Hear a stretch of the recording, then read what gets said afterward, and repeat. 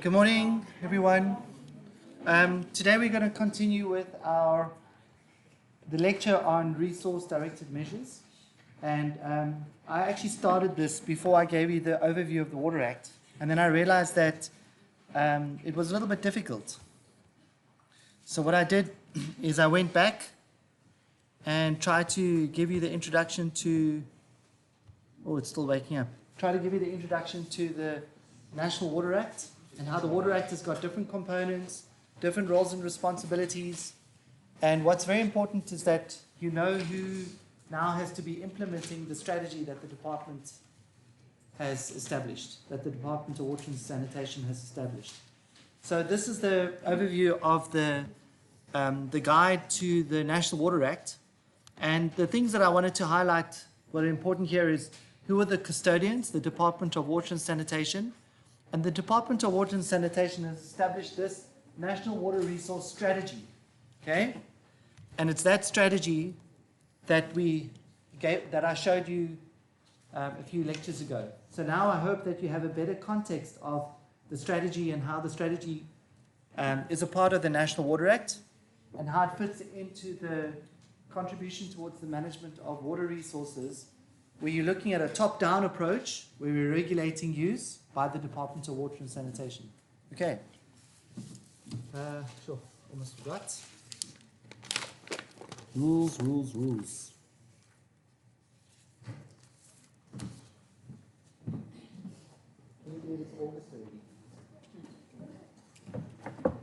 All right. So the National Water Resource Strategy is in its second edition. The second edition was established in 2013. So they made it available to us in 2013. Yeah, it's working. And we have a vision of the National Water Resource Strategy that is sustainable, equitable, and secure water for a better life and environment for all.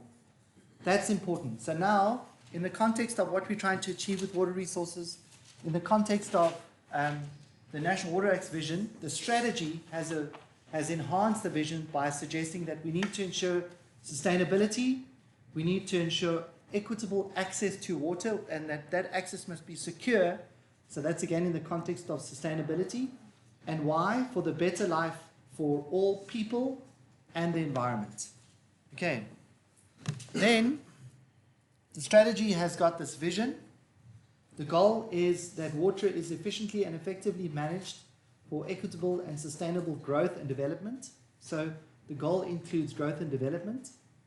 And then we've got these three objectives. And the one objective which we're interested in is that water must be protected, used, developed, conserved, managed, controlled, sustainably and equitably. Okay, so now you know where that comes from. It comes from the Water Act. Within those components, we have these strategic themes: water resource planning, development and infrastructure management, water resources protection. Okay, we're really interested in that one, the water resources protection. Equitable water resource, that's allocation of resources. Water conservation and water demand management, that's actually got to do with the amount of water and the movement of water around catchments. Managing water resources for climate change, regulation of the water sector, and international and transboundary water resource management. Those are the different strategic themes. This is the only page I want to show you of the whole National Water Resource Strategy, because there's a lot of overlap of what I presented to you guys yesterday. You have access to the strategy on your Moodle platform, so you can go for it as well if you need context, if you need information. Then how do we execute it? So these are the different things that we do to actually achieve the themes in the context of the objectives, the goal, and the vision. So what are we going to do? How do we do it? We have institutional arrangements of the department, which I've discussed yesterday a little bit. Financing the water sector, where does the resources come from? The financial resources. And what they do is they sell water to users, and the government actually gives them some funding for the resources as well. Monitoring and information management, research and innovation, water sector skills and capacity. So that's how we're going to do it. Okay, now one of the outputs of this procedure, which was only published in 2017, is this development of procedures to operationalize resource-directed measures. So RDM, resource-directed measures, is now what we're going to be looking at for the next few lectures. RDM, resource directed measures.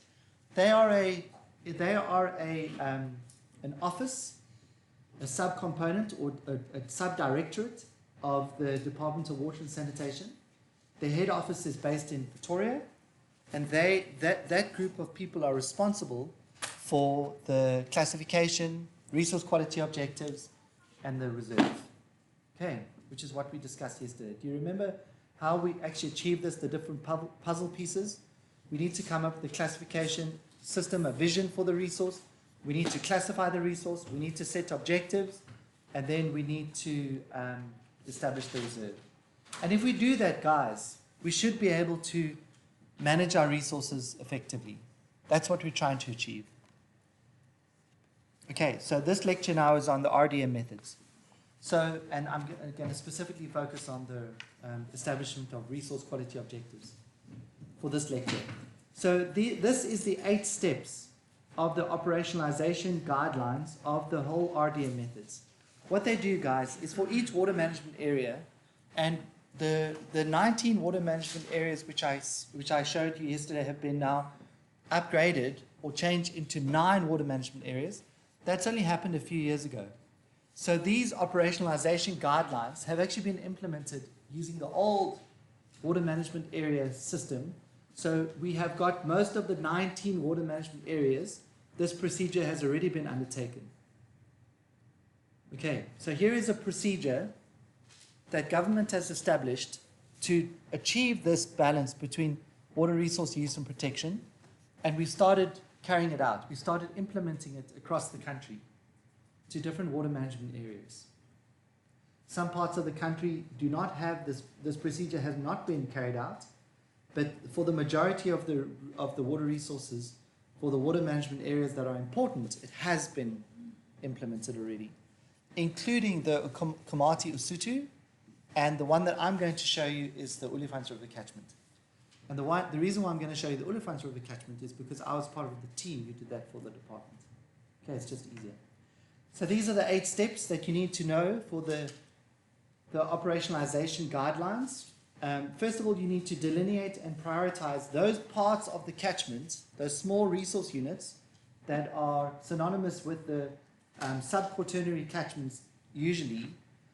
So it's all these small areas within the catchment. If we can define the catchment area and what's happening in the catchment, we need to delineate them. We need to know which ones of those units we need to be considering. And then we need to prioritize them. The reason why we go through this guideline is because we cannot go and sample and monitor every single piece of river across the whole country. Do you agree with me? There may be 30,000 of them. We cannot go and have a team go into every single small sub-quaternary catchment across the country. So first thing we need to do is we need to know what these sub-quaternary areas are, these reaches of rivers. Then we need to prioritize them. We need to decide which one of those we're going to look at. Okay, that's step 1. The next step is to decide what is the status quo, what is the current present ecological state, and delineate the study area into IUAs, integrated units of analysis. Okay, so first step is to delineate the whole country or the whole water management area into these small units based on all these sub-segments of rivers. There are many, many, many of them. In the Olifants River, there were 121. 121. Then what we do is, once we've delineated them and we establish the status quo of all of these small parts of the catchment, these river segments, we then combine them into areas that have got similar use or protection scenarios. All of those resource units, the small areas in the Kruger National Park, are all grouped together into one integrated unit of analysis because the protection focus of that area is the same. Do you understand? So we started with 121 resource units for the Olifants River catchment, the Olifants River water management area, it's the same thing. And we ended up with 12 IUAs, integrated units of analysis. The upper Olifants, the upper Volga, the middle Olifants, the Steelpoort, the Blyder River, and I'll show you a map just now. Okay, and that's what we actually spoke about a few days ago. Then what we do is we quantify, we determine the basic human needs and the ecological water requirements. basic human needs and the ecological water requirements, that gives us the reserve. If we know what the ecosystem needs and we know what the basic human need requirements are of the people, we have the ecological reserve. Okay, how do you think we determine what is the ecological water requirements? We need to know what is the biodiversity. We need to know what the habitat features are. We need to know what the existing hydrology looks like, the flow that goes to the river. We need to know what the existing volume, timing, duration of flows are. We need to determine what is the requirement of the system in order to maintain itself in a sustainable category, like a D category. What does it need in terms of the volume of water? What does it need in terms of the timing of water? Do we need timing of water to give us cues for fish to migrate, for example? Do we need the water to reach a certain level at the right time to help the plants reproduce? Okay, and all of that information comes together to help us establish the ecological water requirements for the system. Once we have the ecological water requirements and we determine what the basic human needs are, we have the reserve. Okay? The next step is to identify and evaluate scenarios within integrated water resource management. Here, all you need to know is that here we need to decide what would happen if we continued the way we are doing things today. Remember your Sustainable Development Goal video? We can achieve the SDGs as long as we change the way we are doing things. And that suggestion means that on a global scale, we are utilizing resources excessively. We're using the resources in the world too much. So when you look at these different scenarios, we want to say, what would happen if we continued the way we're using things today? And I can tell you in the Komati system, using resources the way we're using it today is not going to be too bad. But in the Olifants catchment, if you continue to use the resources the way we're using them today, with all the mining and the excessive use, that system is heading in a downward spiral. It's getting worse and worse. We cannot do it. We cannot continue. So you look at an alternative scenario. What do we need then? What would it look like if we started to protect the system? What would it look like if we started to close the mines because they end their lifespan? Would we then achieve sustainability? What would it look like? What happens if we started to move people away? If people continue to move to Johannesburg? What happens if we change the sector from agricultural forestry based towards macadamia plantations? We change the agricultural scenarios. We change the land use scenarios. What would happen if we included more protection activities like wetlands? Or we started to put buffers, or we started to build new dams? You understand? So there's a whole lot of options we have. We can do whatever we want. But before we do it, we want to see what the consequences will be. So we select a whole range of scenarios, future scenarios. Then what we do is we determine the water resource classes. Remember, the classes are class 1, class 2, or class 3. Class 1 has got a minimal use focus, high protection. Class 2 has got a moderate use focus with some protection. And class 3 has got a high use focus with minimal protection. Remember, there's class 1, class 2, class 3. I'm going to go through that again just now.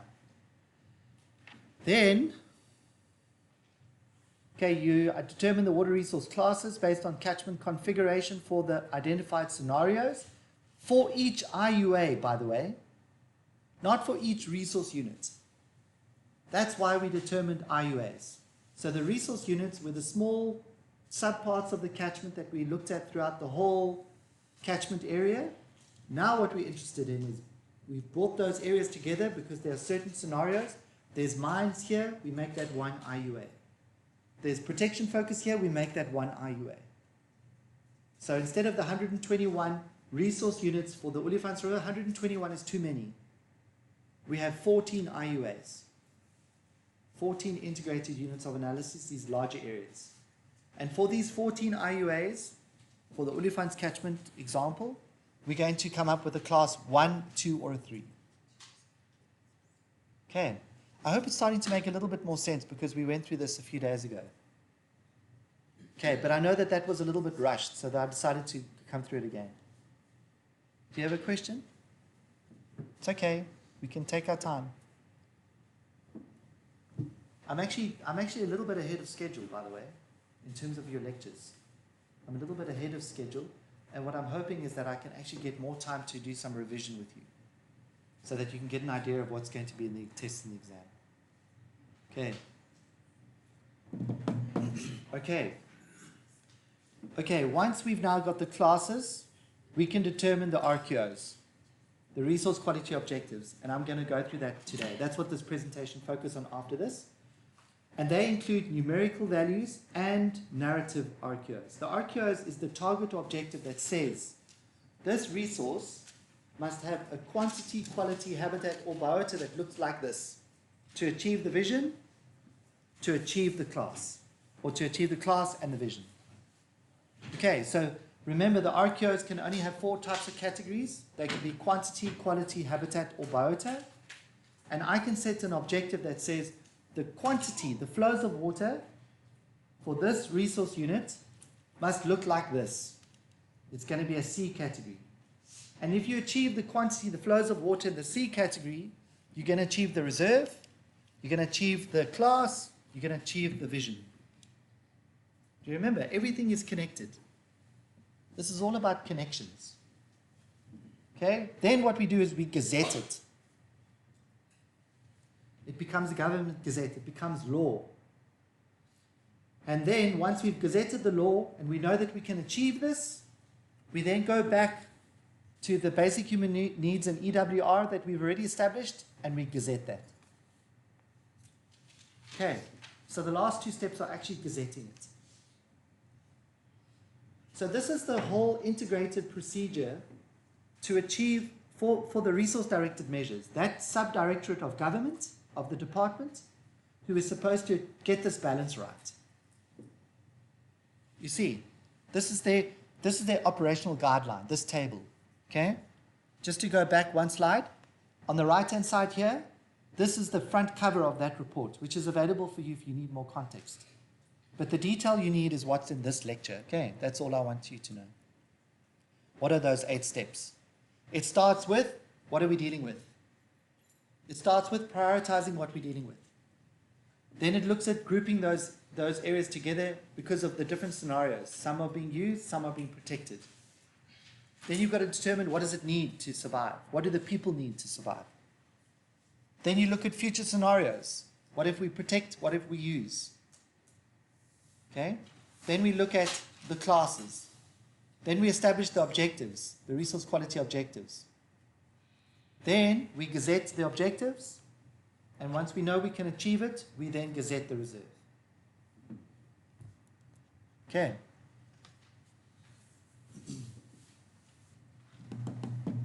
Okay, this is just again these 3 major components. So in terms of the Act, now through the procedures I've showed you there are 3 components. The vision for the water resources and the management classes, then the ecological reserve, and the ecological reserve is basic human needs and the amount of water that the system needs to maintain itself in a sustainable state, and then the RQOs. Once you've determined these 3 things, you gazette it, the RQOs first, and then the reserve. Okay, this is again the same approach. This is the same system, but this is the flow diagram of how the resource-directed measures, the sub-directorate actually does it. This is the flow diagram of how they do it. Okay, so I'm hoping it's starting to make sense now because it's the same thing. I'm repeating myself again to show you how it works. First thing they need is a vision. The vision is used to look at the vision in relation to classifying the resource. We need to know what's there. Should we prioritize it for use or protection? And we need to know what the user requirements are, and we need to know what the ecological requirements are. That is part of the reserve. So once we know what that information is, we can actually come up with the management classes. Once we've got the management classes, we can establish the RQOs. Once the RQOs are done, we can gazette. First we gazette the RQOs, then we gazette the reserve. Once we've gazetted it, we can start to implement it because we've got laws.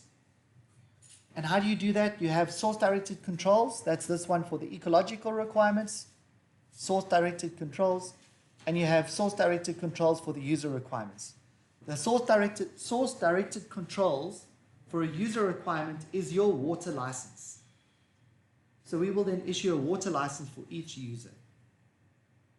Okay, and we spoke about that yesterday. Determining the RQOs is done by national government. This is then handed over to a CMA and the municipality through the Water Services Act. They then issue your licenses. That's why you get a bill to pay for the water you use. Do you guys know in your water bill, your services bill that you get every month, there is a portion of the bill that you do not pay for? Do you know that? It's a portion of your water use that says this is your basic human needs allocation. Do you know that?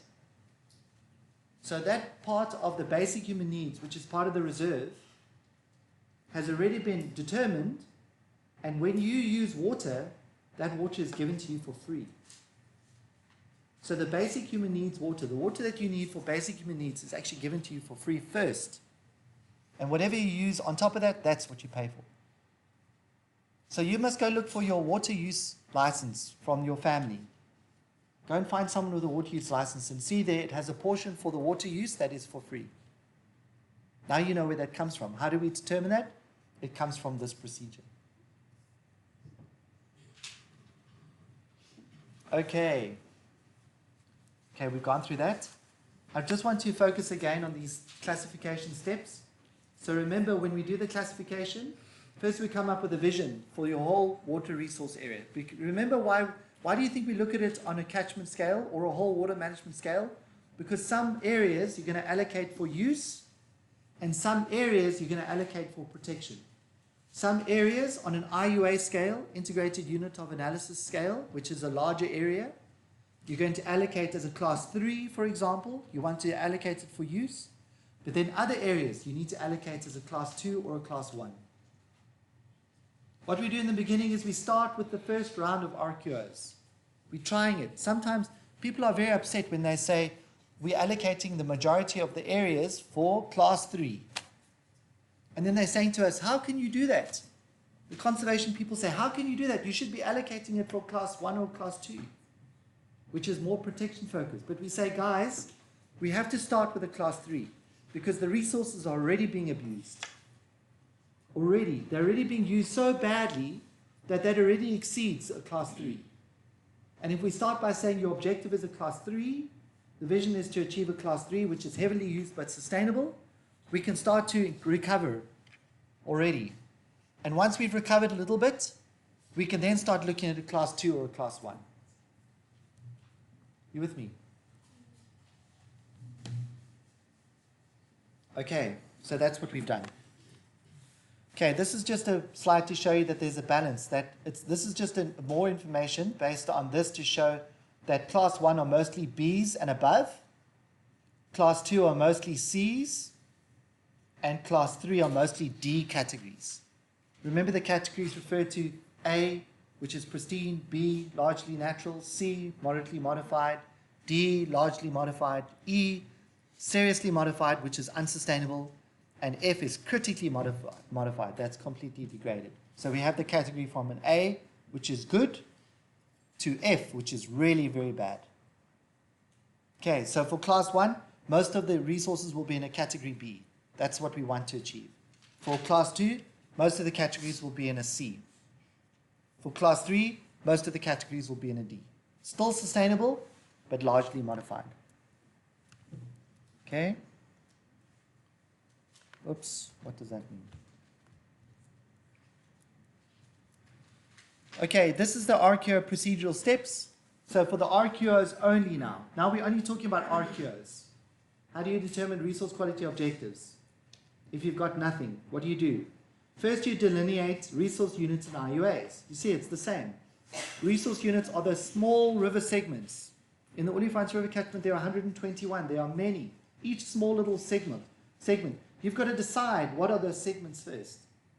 When you do this study, you begin there. You do it. Then you group them together into IUAs, integrated units of analysis, based on the scenarios. More use, more agriculture, less unspecified, and natural land for protection, for example. Then you look at a vision for the catchment. And once you've got a vision, let me just see why it does this. It's just, so your vision, you prioritize the resource units. So you decide with society, Which are those ones you're going to choose to set RQOs for? Then you prioritize subcomponents. Then you look for quantity, quality, habitat, or biota. You decide, do we need flow RQOs here at these prioritized resource units?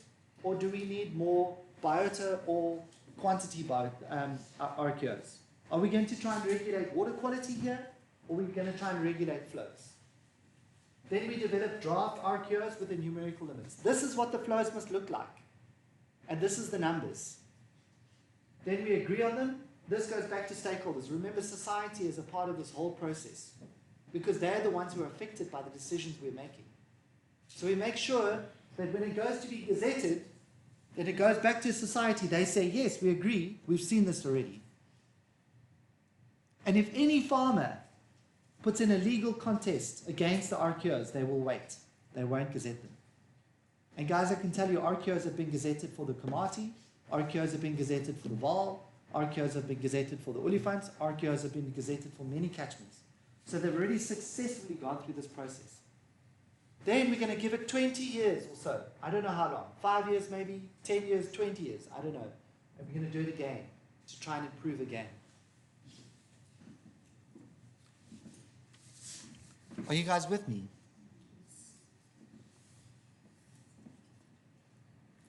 Okay, this is an example. This is an example. So what happens? Once you've established an RQO, and the RQO could say, to achieve the problems that we've identified in this small area where we've got these rivers, is that there's too many activities, and the activities are going to impact on the biota, and we know that the problem with the biota, because of the type of activities, is they have a problem with ammonia. Okay? So the ammonia is a water quality component. It's a quality RQO, but what we want to achieve, this balance, is based on trying to ensure that the biodiversity is maintained. Because the problem is, this water quality problem is affecting biodiversity in this ecologically important area. So what we've said is, the RQOs must be, we want ammonia to be in 4 milligrams per liter or less. But the RQO is that we must maintain healthy fish communities for the system and for the angling industry. We must avoid ammonia toxicity. That's what we must do. And why? Because we've got these activities there. So we decide this is an acceptable balance on a D category, and we give each of these licenses. License is 1 milligram. You can release 1 milligram of ammonia. This is something like an industry, an urban area, a wastewater treatment plant, for example. There are different types of activities. You can have 1 milligram per liter, you can release 2, you can release 1, you can release 2, based on the different types of activities. And off we go. Okay, now it's allocated. Now we know that if they achieve their license, we are going to achieve this limit here. If you add them up, you see that cumulatively you're going to achieve your 4 milligrams per liter. You may not exceed that. Off you go. Go for it. And then one day, we have some issues. This industry over here is not meeting their license requirements. So we use existing laws to say, we are going to hold you accountable. You must improve your discharge. You may not exceed 1 milligram per liter. You see, if there's one problem with one of them. Now we know we can go to one of you. If he says, why? What's the problem? Why is there a problem? Why do you have a problem with me releasing 2 milligrams per liter? Because we've gone through this process and we can show you that cumulatively you're going to affect the sustainability of the system. You may not release more than 1. But he'll say, why does my colleague next door, why does he get, I missed a step. Why does somebody else get 2 milligrams per liter? You say, no, you are an urban community. They are an industry.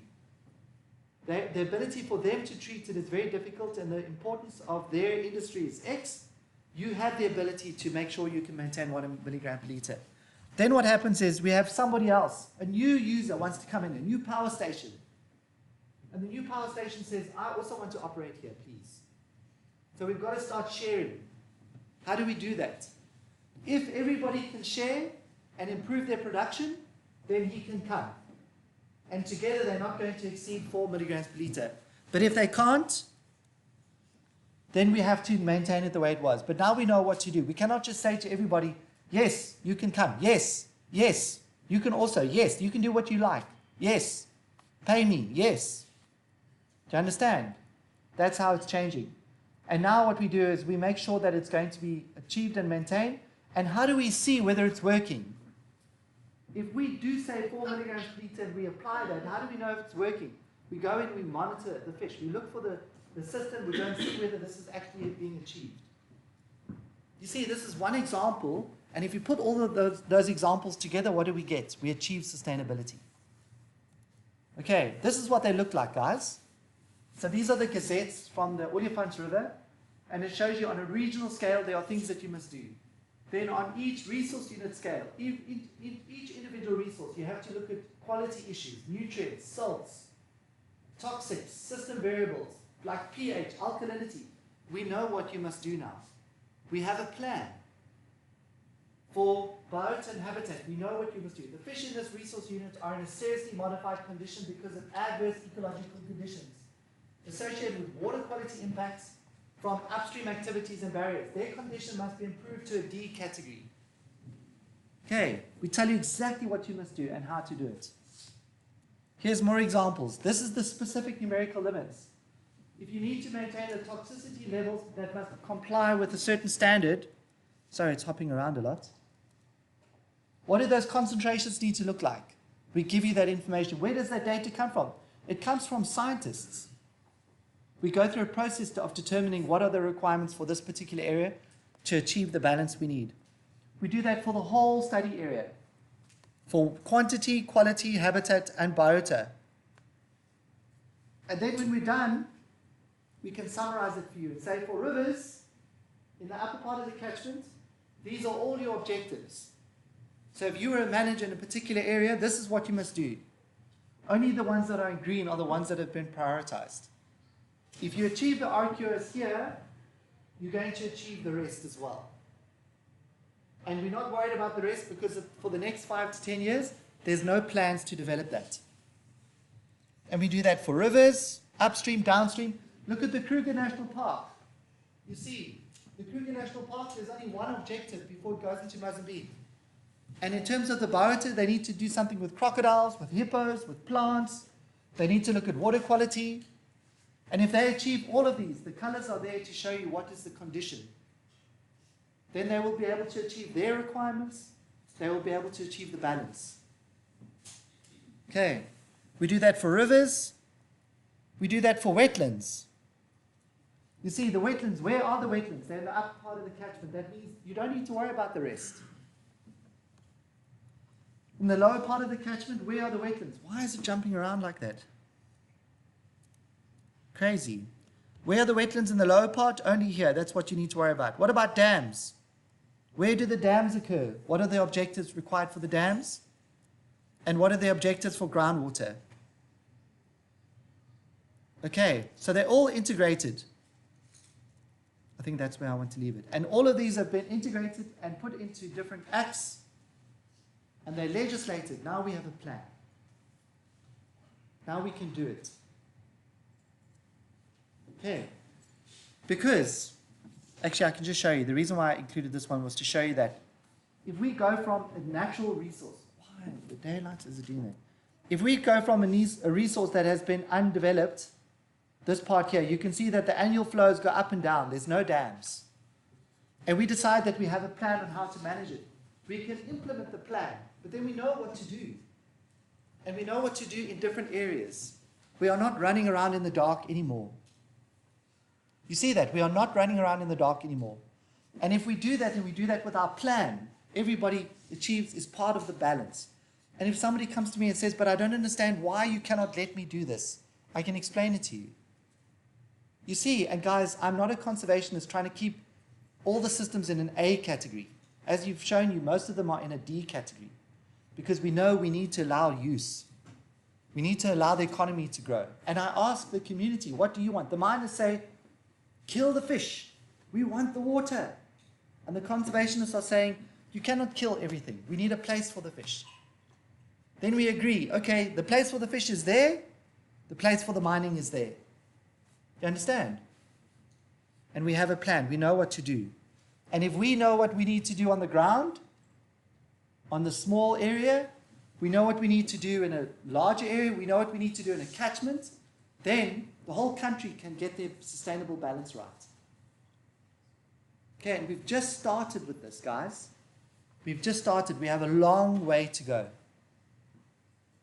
Okay, and that's how we do it. That's how the Water Act has been established. And that's how we take its requirements. That's what it includes, and that's how we implement it. That's enough for you guys to know in terms of an introduction to resource quality objectives or the resource directed measures procedures. If you go look at your manuals, all the acronyms are listed out with definitions, and there's another explanation of this whole process for you in your manuals. You don't need to read all of these documents. You need to listen to the lectures, and you need to look at your manual for the Resource Management 201. You with me? Okay, now we know what we're going to do. Whenever we talk about, now we're going to move into different types of systems. When we talk about the different systems, we're going to refer back to this. What is the context of this? That's why I started here, because whatever you do is in the context of resource management. That's even the name of your module, resource management, and you guys are in second years. Okay, that's why I'm excited about your pracs, because in your pracs, you're going to try and look at the relevance of this for you, who is affecting this, and how do we get that balance right for yourselves. I want one of you to come back and say, oh, where's that license? I want to see that license for that wastewater treatment work. Where's the license? I want to understand. Alrighty. No, any questions? Do you have any more questions? Anything?